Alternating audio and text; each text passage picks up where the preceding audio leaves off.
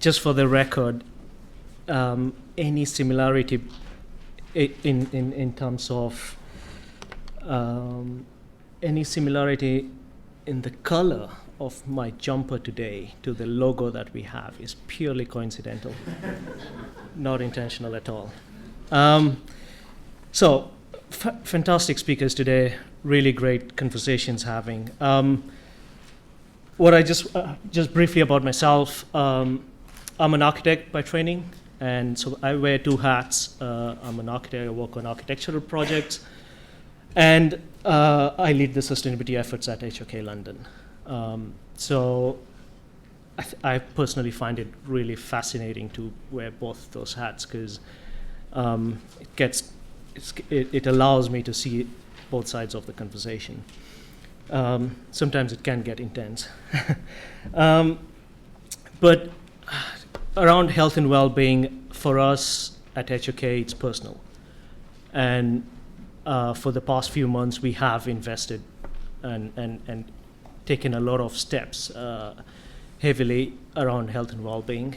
I know we've had this conversation about energy performance, and now we're talking of health and well-being and whether they're separate things. And for us, and for me in particular, energy performance and all of that, we have made quite a bit of strides so far.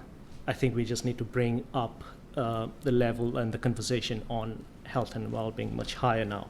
And that's exactly what we're doing with our Working Well, Being Well initiative. It's our global initiative, just to, again, for that exact same reason, to raise that level of interaction with all parties, with the full project team, and bring that conversation. In fact, some of you in the audience were at our launch event last Tuesday, and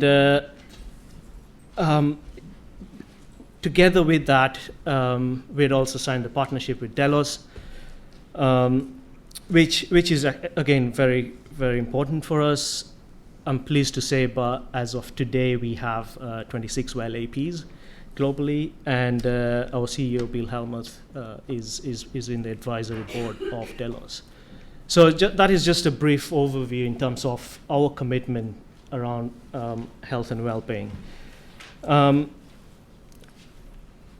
But then today I'm going to talk about design and impact of the WELL standard and elements of it on the design of a space.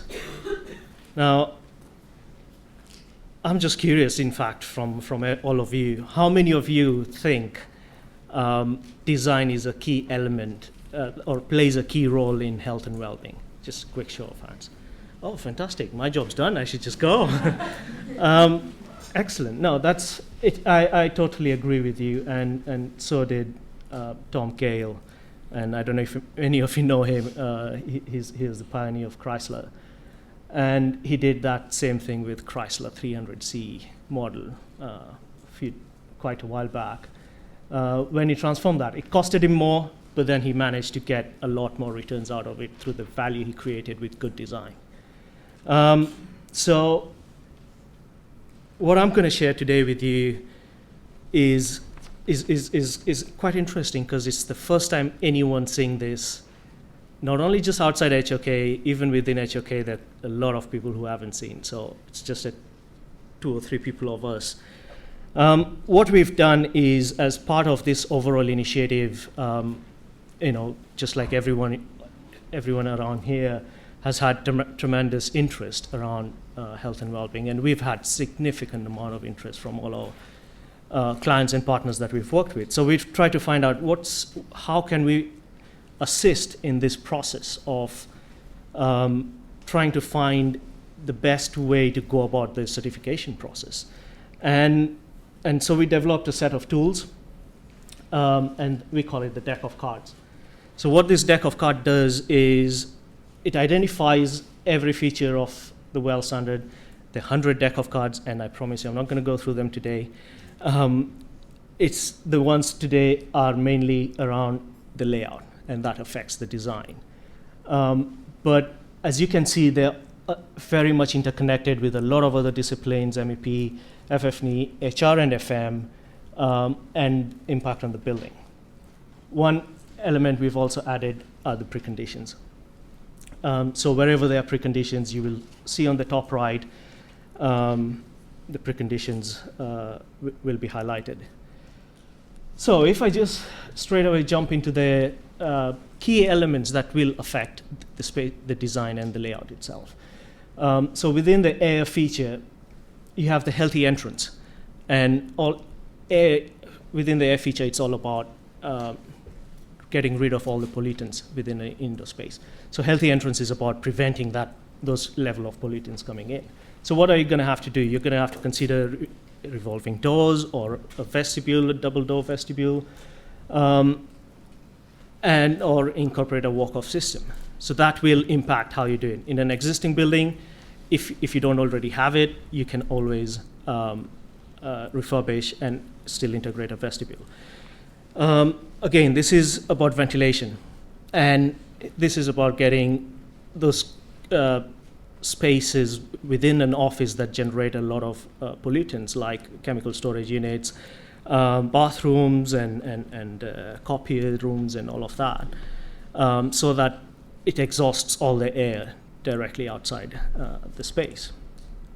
Around water, again, the water feature is all about promoting clean water, drinking clean water in an environment, in an office environment or any other building. And the key one, in fact, it's just one around water that affects how your interior layouts, is the location of water dispensers. And that just needs to be around 30 meters from all regularly occupied spaces, and at least one on a floor. Nourishment. So yes, even around food, it's going to affect your layout and the design. For example, with fruit and vegetable promotion, a salad bar, you want to allow certain spaces around, and for people to walk around 360 degrees, and it's prominently located. So when those layouts are done and the interior design layouts are done, that needs to be considered. In an existing building, this may not necessarily be much of a problem at all. Hand washing, again, you may have this already in place. I think majority of the wash basins will be 23 centimeters wide or more, and the length of the column of the water, which is 25 centimeters. So again, this is not at all major issue. Disposable paper towels and liquid soaps and all of that can always be integrated within an existing layout.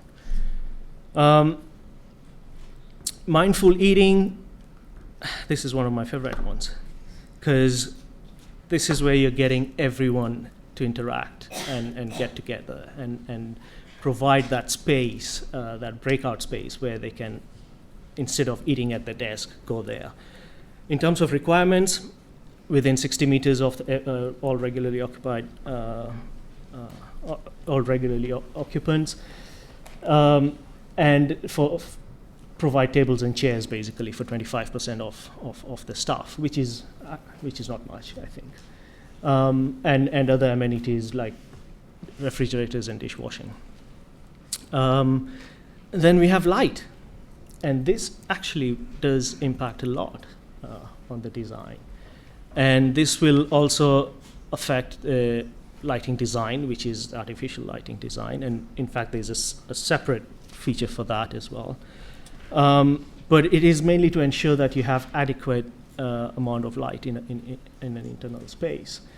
There are certain aspects to it that you've got to verify and quantify, but again, this will have to be considered while you're doing your interior layouts.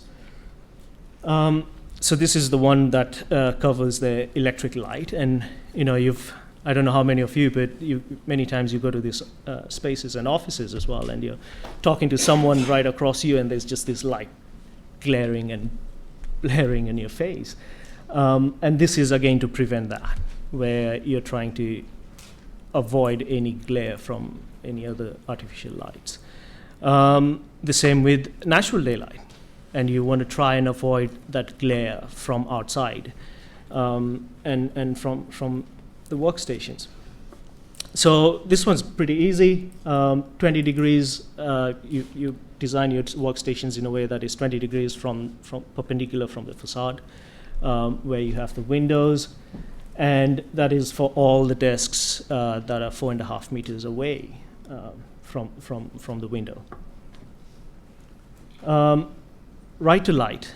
Now this is different from the right to light that you have to submit for planning here in London, so that you're not overshadowing someone else's building.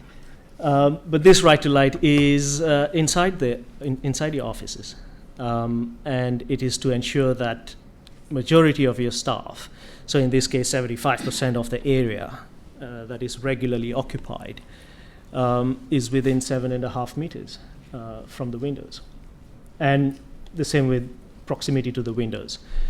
And so if a number, for example, this especially, if you do have a shallow floor plan and that is already taken into consideration, great.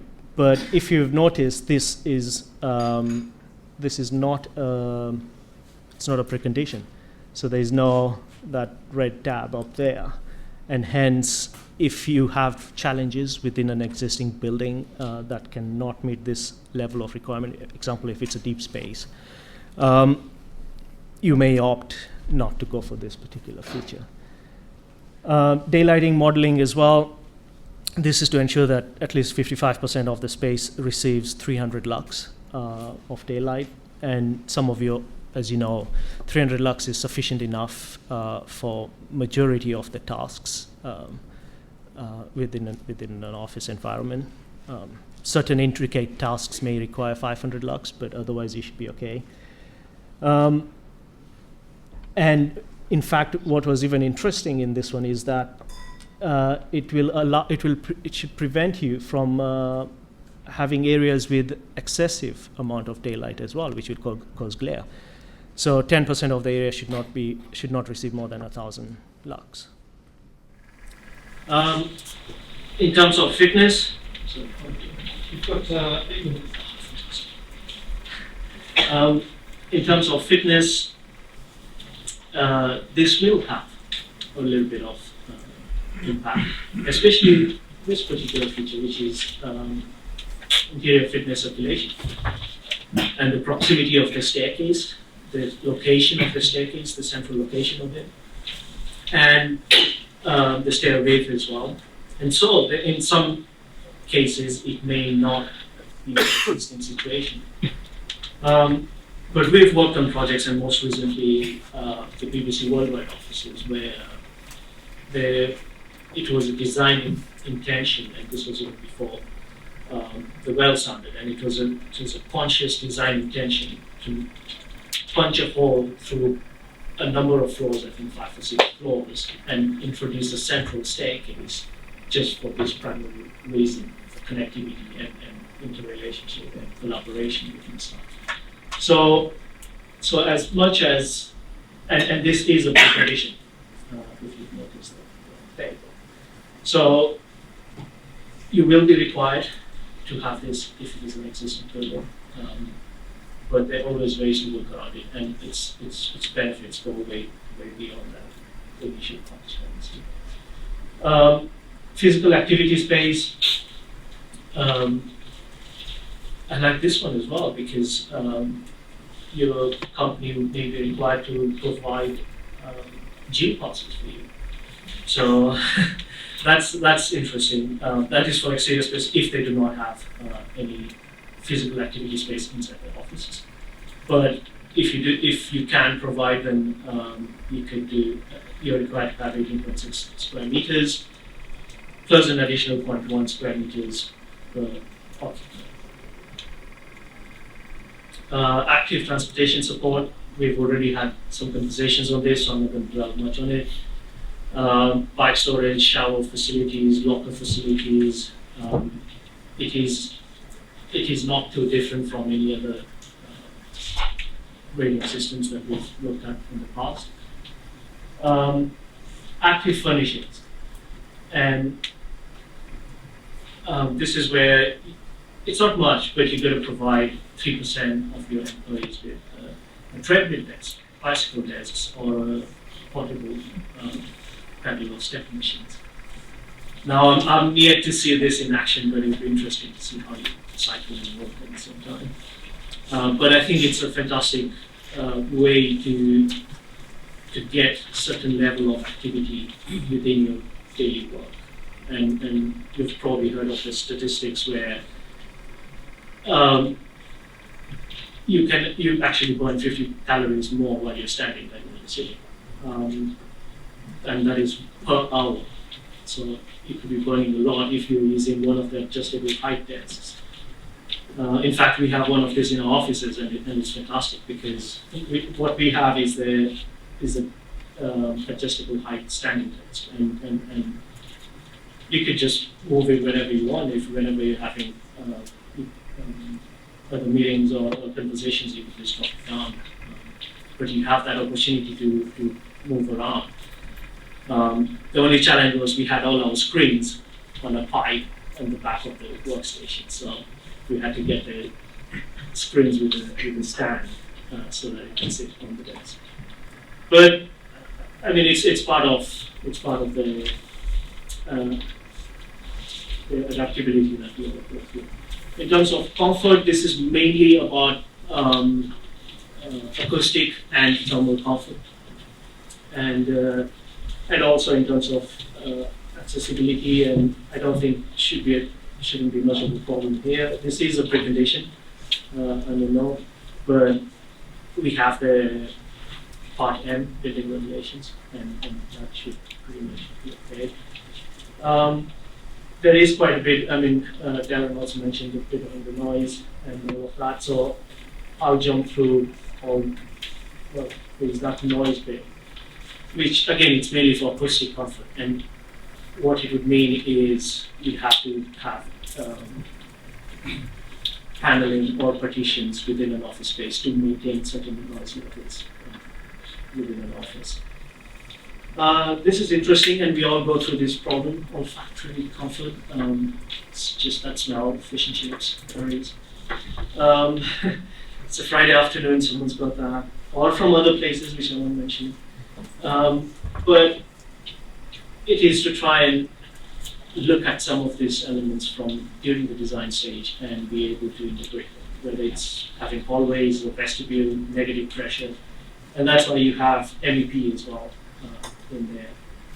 And obviously the building in terms of how you're designing the classic place. Back to the noise. So there's this aspect of reverberation time measured in terms of, it's called RT60, which is reverberation time, seeing how much sound can decay within 60 decibels. And there's that sound reducing surfaces and sound barriers, again, all are around that noise consideration that was just mentioned. Individual thermal comfort. I like this because, well, they call it free address, and I don't know how many of you, but you always realize that there's someone next to you who is freezing and you're really hot and sweaty. And you realize that what this allows is to have a space that has a variation of 3 degrees temperatures, 50% of the space. And that means if you have that free address in the office, you're allowing certain occupants to adapt their location to wherever they feel comfortable. And the last one, in terms of mind, this is mainly about bringing the outdoors inside, and it's about the kind of space you're providing to the occupants. It covers integrated design. Now, this necessarily doesn't have a direct impact on layout, but it's all about collaboration and the early stage design charrettes that, as a team, overall, including facilities management and everything, architects, engineers, everyone, owners. But it's having that design charrette in order to identify all the elements that will affect the design. And hence, it's a key element as part of the design process, and it's a precondition as well. Most occupancy surveys, a lot has been mentioned in terms of the importance of it. I'm not going to dwell much on it. beauty and design, this one initially, it's primarily about being able to get certain elements of celebration of culture and spirit and place integrated within the design. Biophilia, qualitative, again, it's about introducing elements of nature. Adaptable spaces, this is fantastic. You get to sleep in the offices. You have opportunity for quiet spaces, and that happens all the time, where you just want to focus and try to get some work done, and you just can't because you don't have a choice to go and sit in a quiet place. So I think it's very important to have such adaptable. It's not a precondition, but I think it's a very important element. This is a second part of the beauty and design, where it's a lot more about spatial familiarity and art, and in terms of the actual quantity of how much you introduce in those spaces. But just before I finish, one thing I just wanted to mention is that Well brings people together by rewarding them over the past decade or so. Designers have focused on energy consumption. We've talked about energy efficiency and all of that, and now the composition is actually taking a step further into the health and well-being of occupants. And I think it's fantastic, because the most important resource are our occupants. And it's about time we bring that balance to play. Thank you.